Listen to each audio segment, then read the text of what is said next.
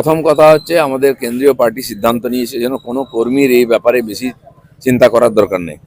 তারা এমপি ছিলেন, এমপি হয়েছেন, আমাদেরও প্রয়োজন আছে নেওয়ার। তাদের বিরুদ্ধে যদি ক্রিমিনাল অফেন্স থাকে, কোনো বেআইনি কার্যকলাপ থাকে, কমপ্লেন করবে গিয়ে থানায়। নেওয়া হবে না, আগে যা নেওয়া হয়েছে তারা ঠিক করে নেওয়া হবে না।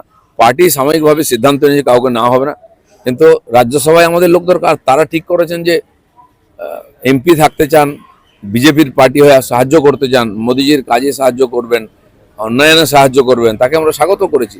এটা নিয়ে খুব বেশি যারা চিন্তাভাবনা করছেন, এটা তাদের কাজ নয়, কেন্দ্রীয় পার্টির উপরে ছেড়ে দিন। এরকম অনেক ঘটনা ঘটছে এখনো, যে সমাজ বিরোধীরা এতদিন দাপিয়ে বেরিয়েছিল তাদের এখনো দাপট কমেনি। পুলিশের দায়িত্ব এগুলো কড়া নজর রাখা, এগুলোকে ভেতরে ঢোকানো। অনেক মানুষ ভয়ে এদের বিরুদ্ধে কোনোদিন কমপ্লেন করেনি, থানায় গিয়ে কমপ্লেন করা উচিত, সঙ্গে সঙ্গে পুলিশ এর বিরুদ্ধে স্টেপ নেবে।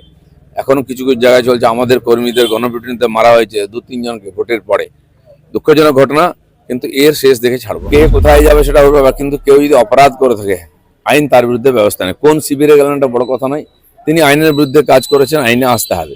সে তো রোজ দলবদল হচ্ছে, ওদের ব্যাপার, পার্টিটাই নাই, সেখানে কে কার নেতা কি যায় আসে। দেখুন, বাংলাদেশে যেটা হচ্ছে কোনোটাই ঠিক নয়।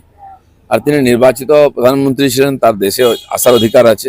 মাঝখানে 2-3 বছর যা ঘটেছে বাংলাদেশ, সেটা বাংলাদেশের পক্ষে, জনগণের পক্ষে, ওখানকার সংবিধানের পক্ষে মোটেই ঠিক নয়। অবৈধ একটা সরকার এখনো ওখানে আছে। নির্বাচনের মাধ্যমে নির্বাচিত হয়ে সরকার চলুক, আমরা চাই।